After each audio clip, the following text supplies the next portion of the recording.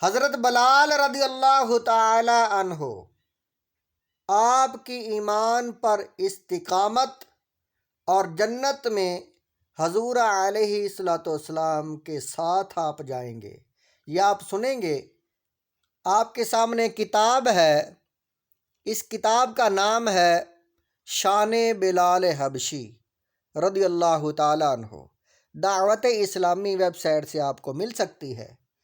ایمان پر استقامت یہ بھی منقول ہے کہ آپ کو دین اسلام سے ہٹانے کے لیے بعض اوقات غیر مسلم آپ رضی اللہ تعالی عنہ کو باندھ کر بچوں کے حوالے کر دیا کرتے، جو آپ کو مکہ کی گلیوں کوچوں میں گھسیٹتے پھرتے، لیکن اس کے باوجود آپ کی زبان پر احد احد یعنی اللہ ایک ہے، اللہ ایک ہے جاری رہتا۔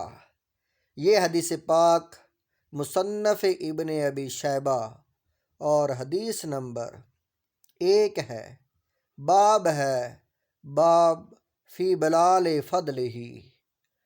استقامت دین پر مجھ کو عطا فرمائیے، استقامت دین پر مجھ کو عطا فرمائیے یا رسول اللہ برائے آل یاسر یا نبی۔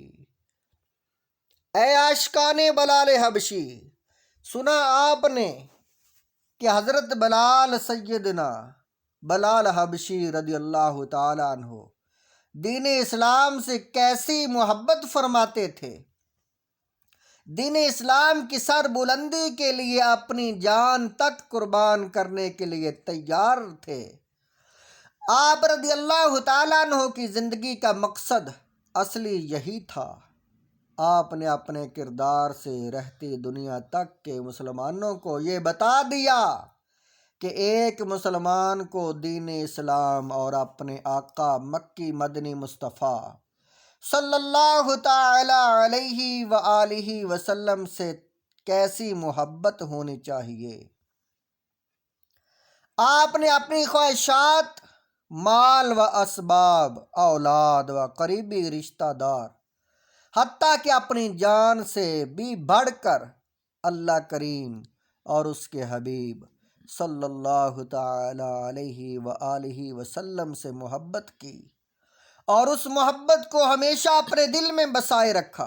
نتیجتاً آپ کے عمل سے خوش ہو کر رسول خدا مکی مدنی مصطفیٰ صلی اللہ تعالی علیہ وآلہ وسلم نے کئی مواقع پر آپ کی تعریف و توصیف فرمائی اور جنت میں اپنے غلام کے قدموں کی آواز کو بھی سماعت فرمایا۔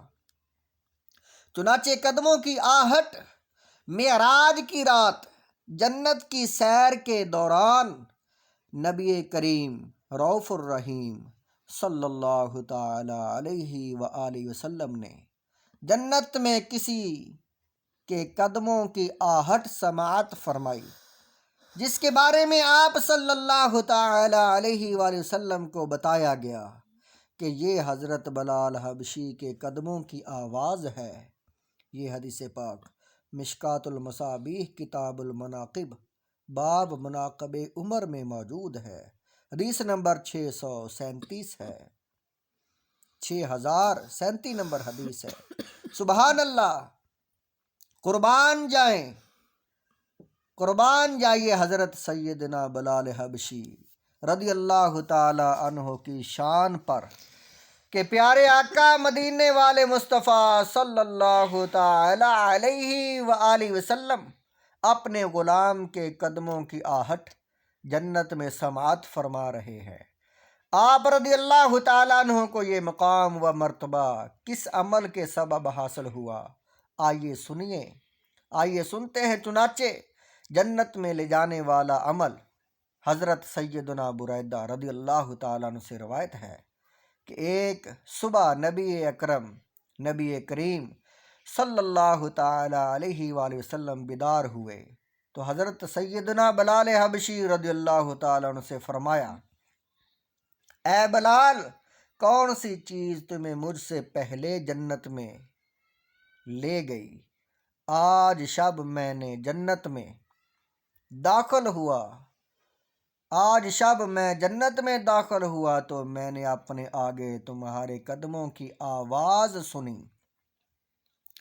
تو حضرت سیدنا بلال رضی اللہ تعالیٰ عنہ نے عرض کیا، یا رسول اللہ صلی اللہ تعالیٰ علیہ وآلہ وسلم، میں وضو کرنے کے بعد ہمیشہ 2 رکعتیں پڑھ کر اذان دیتا ہوں، اور جب بے وضو ہو جاتا ہوں تو فوراً وضو کر لیتا ہوں۔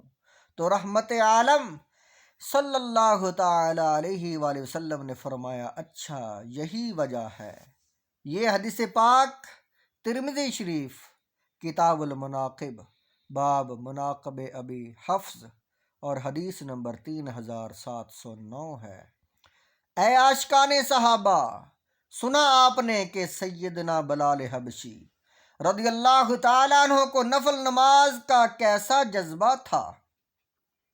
جب بھی وضو کرتے تو 2 رکعت نماز تحیۃ الوضو ادا فرماتے، اور ایک طرف ہم اپنے کردار کی طرف نگاہ دوڑائیں تو ہمارا حال یہ ہے کہ نوافل کے ساتھ ساتھ فرائض و واجبات کی ادائیگی میں بھی سستی و غفلت نظر آتی ہے۔